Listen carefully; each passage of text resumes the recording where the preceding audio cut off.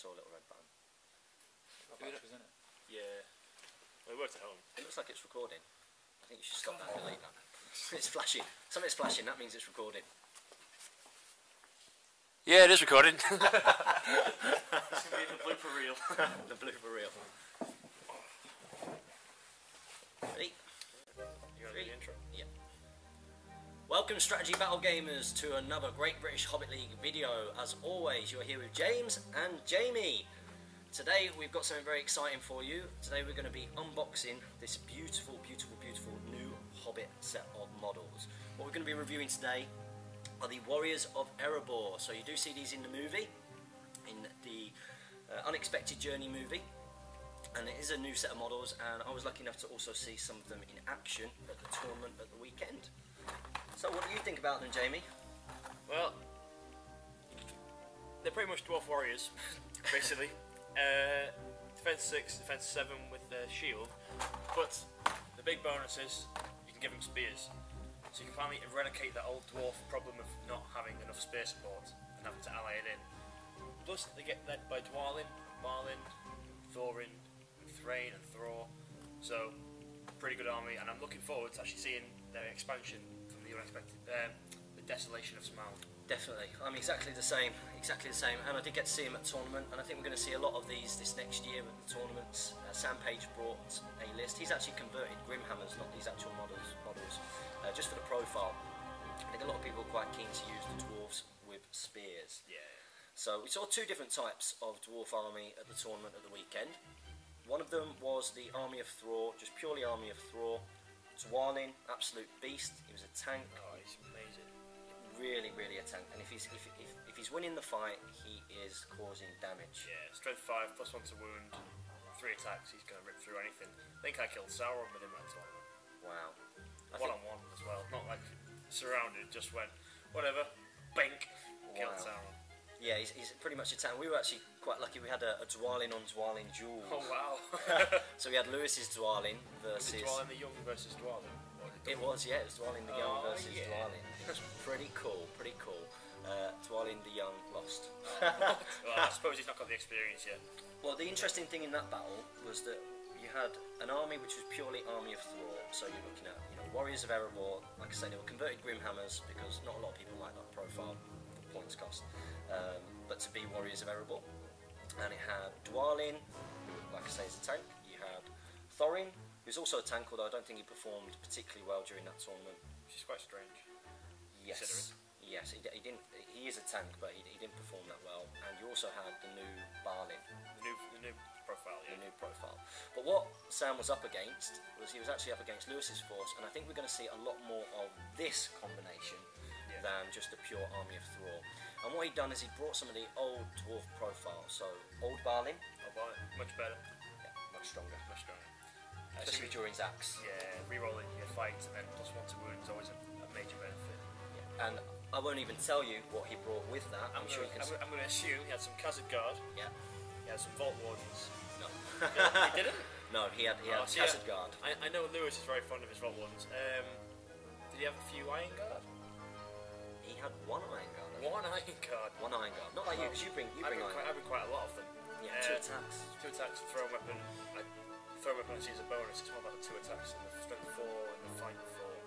They're very nice. I assume he just had dwarf warriors for shield then. No, he had a Khazad Guard army. So he basically had a front line, which was strength 4, defense 7.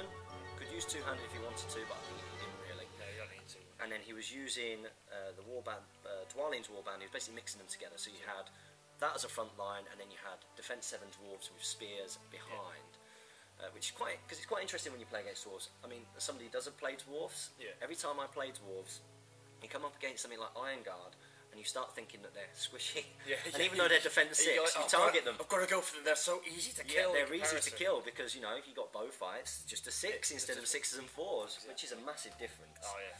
I think we're going to see a lot of those combinations. Lewis also brought a Legolas, which obviously I was. You've spoken about in your breakdown, haven't you? Yeah, I'm very upset about that, Lewis. Shooting my horses again. Scum, Lewis. You scum. Power gamer. Right. Should we get into the box? Oh, this is exciting. Okay, this is my actual box, so we're not letting Jamie. We're not actually going to let Jamie open this. I'm going to open this myself. So I hope you So we're going to actually review the models and see how the models are.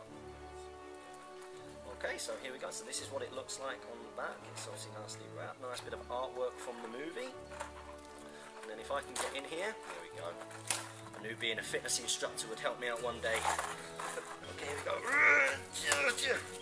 Okay, here we go. So there's the box. I have crumpled it a bit in my excitement, but let's see what it looks like. Okay, so we're going to get it all out of here. And of course you've got bases, which come obviously with any model set. And then you've got the plastic. Is that it? Yeah, you get 12 models in these sets now. Is that 12 models on that single sprue? I'm just checking because this is what you get in it. It doesn't seem like an awful lot. But okay, so you've got 1, 2, 3, 4, 5, 6, 7, 8, 9, 10, 11, 12. Okay, I'm not going to go and complain to Awkward Battles for supplying me one sprue. It does actually just come in one sprue, which is quite interesting. And initial impressions from me are that these are gorgeous plastic models. I don't know if you can see any of the detail. Try and get closer. On these in focus. No, it doesn't want to focus. It doesn't want to focus. Okay, so It's scum camera, I hate you. So if you look through this, I mean, a lot of people I've noticed on the forums have been a little bit disappointed with the look of the Warriors of Erebor, because what they wanted is the look of the Grimhammers, but with the profile of the. That's what everybody wants, you know, because they think those Grimhammers, they look cool. They shouldn't just be defense 6, which they are, strength 3, which they are, thrown weapons, which they don't seem to thematically fit all that well. Yeah. And their special rules a bit naff, considering you can either strike to wound with an increased hit from your basic strike, which is good, but every dwarf has an axe, or you can knock them over. And if there's one of you, you're not going to get to strike then. If there's two of you, you're getting 2 strikes because one of them's knocked over, so you sort of not paying your points.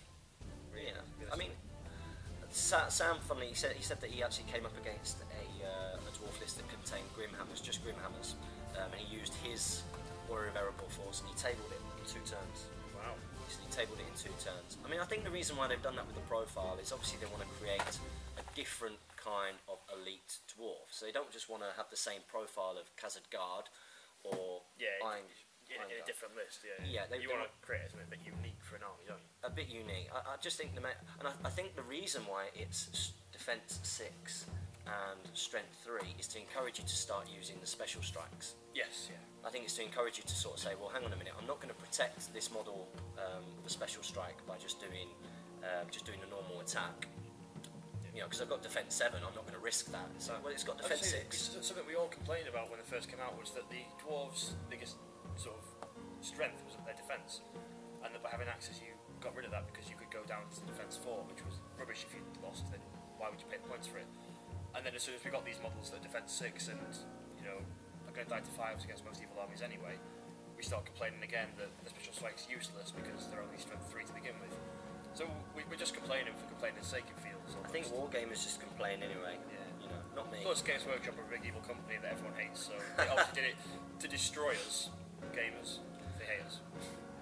Perhaps, yeah, but what they do is they do create gorgeous, beautiful models. This is a beautiful, beautiful, beautiful model set. I mean, if we look at that, you've obviously been lucky enough to be in the hobby for a lot longer than I have, so you can kind of compare. I can see my Wood Elf models and the poor moulding on them. Their face is pretty much just a plastic sheet. But when you look at these guys, they've got beautiful big beards. You can actually see their eye holes. It's not just, you know, crap. Basically, they've come on a long way in 8 years. I mean, one thing I'm thinking about this, even though I like axes, obviously with the dwarves, you know, axes for the dwarves and all of that. Baruch Khazad! That's the one. I thought you might do that. That one's for you, Pete Hashut's blessing. That's right. Make sure you're watching this video. He says that to me all the time in battle reports when he brings his dwarves, and I'm like, okay, pal. Okay, you carry on. I think. Khazad Manu. Yeah, that's the second bit. There you go, guys. From Jamie himself. The dwarves, the axes are upon you.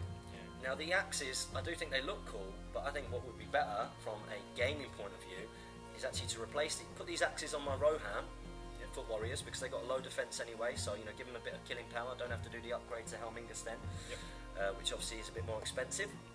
And put swords on these guys. So you've got a fainting front rank, which is re-rolling 1s to wound, and then you've got the spear support behind. You know, and it's fight 4, isn't it? Fight 4.